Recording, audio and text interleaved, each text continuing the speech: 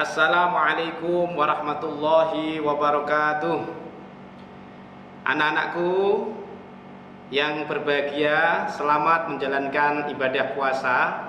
Kali ini Pak Guru akan menerangkan tentang zakat.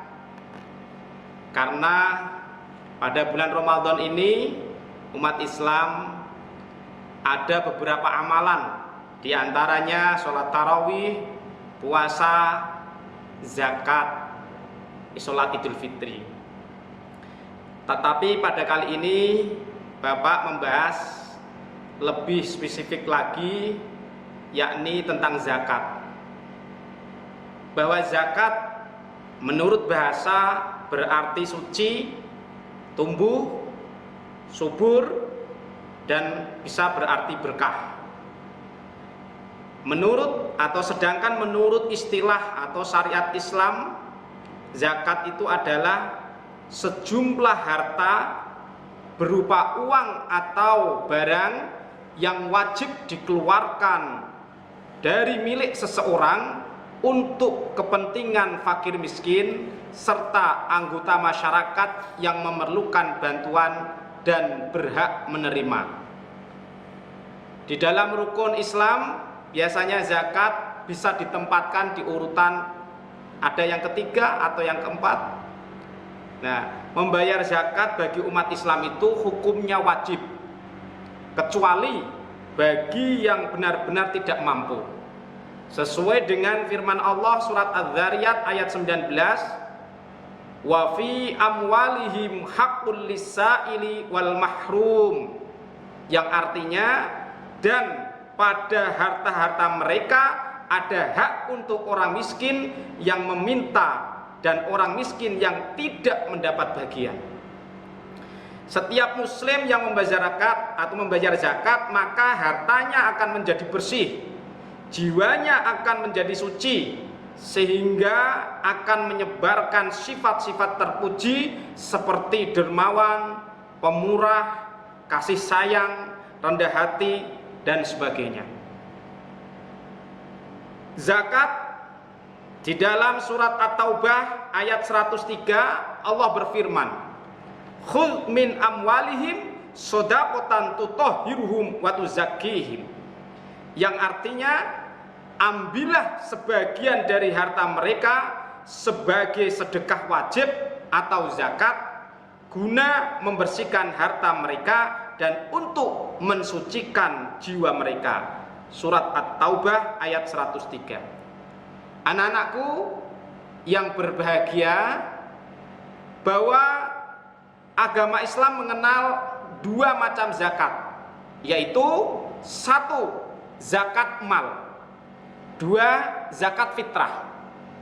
Zakat mal adalah zakat yang diberikan setahun sekali dari hasil usahanya atau perdagangannya atau panenannya. Itu zakat mal. Yang kedua, zakat fitrah adalah zakat yang diberikan setiap menjelang hari raya Idul Fitri yang berguna untuk menyempurnakan ibadah puasa. Wujudnya adalah bahan makanan pokok penduduk setempat. Kalau di Indonesia biasanya itu bahan makan pokoknya adalah nasi, maka biasanya menggunakan atau mengeluarkan dengan beras. Berapa? 2,5 kilogram. Nah, anak-anakku yang Pak Guru banggakan, banyaknya zakat fitrah. Tadi Pak Guru sudah menyampaikan, setiap orang atau anggota keluarga mengeluarkan zakat fitrah itu 2,5 kilogram beras, atau kalau di daerah penduduk di situ makannya gandum ya gandum, tapi di sini adalah beras. Jika misalnya kita contoh di dalam keluarga itu ada anggotanya ada 6 orang, maka zakat fitrahnya adalah 6 kali 2,5 kilogram. Jawabnya adalah 15 kilogram. Seperti itu.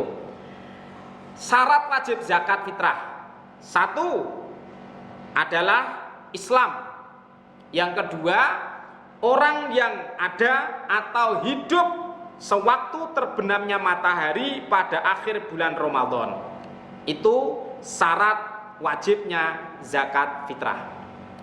Anak-anakku yang Pak Guru banggakan, bahwa orang yang berhak menerima zakat di dalam Al-Quran itu diterangkan ada 8 asnaf atau golongan.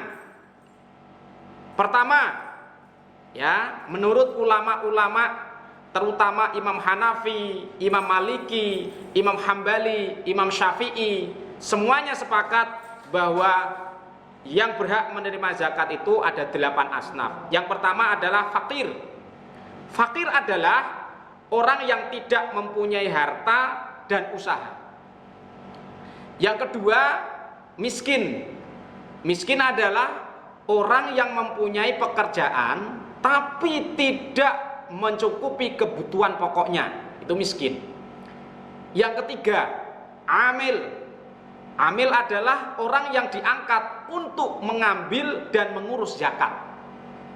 Yang keempat, mu'alaf, yaitu orang yang baru masuk Islam dan masih lemah keimanannya, maka perlu dikasih zakat. Yang kelima, riqab. Riqab itu adalah budak. Budak atau hamba sahaya yang mempunyai perjanjian akan dimerdekakan oleh tuannya dengan jalan menebus dirinya. Itu riqab atau budak. Yang keenam adalah sabilillah, orang yang berperang pada jalan Allah. Yang ketujuh, gharim. Gharim adalah orang yang mempunyai hutang, berhak menerima zakat. Yang kedelapan adalah ibnu sabil, adalah orang yang dalam bepergian untuk kebaikan, bukan untuk kemaksiatan. Itu ada 8 asnaf yang dimasukkan di dalam orang yang berhak menerima zakat. Anak-anakku yang berbahagia, muzaki. Muzaki itu adalah orang yang menyerahkan zakat mal atau zakat fitrah, itu muzaki namanya. Tapi kalau orang yang berhak menerima zakat mal atau zakat fitrah itu dinamakan mustahiq, ya, mustahiq. Jadi seperti itu orang-orang yang berhak menerima zakat, ya. Ada orang yang tidak berhak menerima zakat. Siapa saja orang yang tidak berhak menerima zakat itu? Satu, orang kaya harta, itu nggak dapat. Yang kedua, hamba sahaya. Hamba sahaya, tadi ada budak atau hamba sahaya, tapi perbedaannya adalah dijanjikan untuk ditebus tuannya. Tapi kalau ini tidak. Ya. Yang ketiga adalah keturunan Rasulullah Shallallahu Alaihi Wasallam, itu nggak berhak menerima zakat. Yang keempat, orang yang telah menjadi tanggung jawab orang yang berzakat. Anak-anakku, itu adalah orang-orang yang tidak berhak menerima zakat. Sekarang niatnya